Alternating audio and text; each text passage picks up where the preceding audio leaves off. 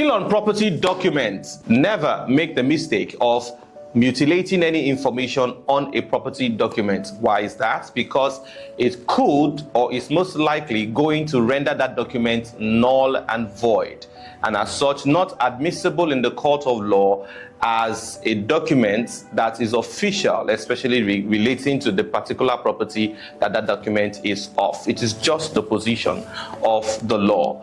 And the reason is because that mutilation can, as a matter of fact, be seen to be something that somebody is trying to do to change something to favor him or her. Does this make sense? It can be seen. You remember that more often than not, when you go to the bank and you fill out a bank document and you make a mistake and then you mutilate it and correct it, the bank will ask you to sign against that particular spot where you made that mistake. Why is that? To show as evidence that it is the owner of this document who filled it that actually made that correction. So that signature there goes to prove that. Otherwise, that mutilation renders that document officially null and void.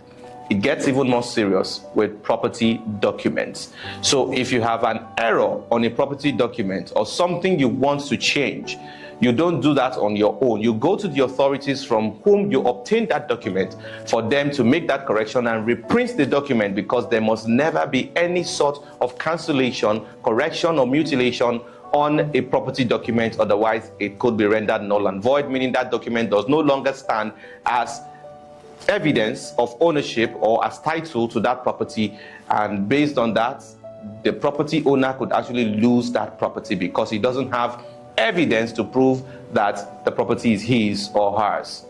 Not because he didn't buy it, not because he stole it from someone or he picked it up somewhere, but just because the document in his or her possession does not prove that he owns it, because it is not admissible in the court of law, or it is not acceptable as an official document because of the mutilation. That's something to think about, right? Hope this one helped. Let me know what you think in the comment section. And as always, I'll see you in the next one. Shalom.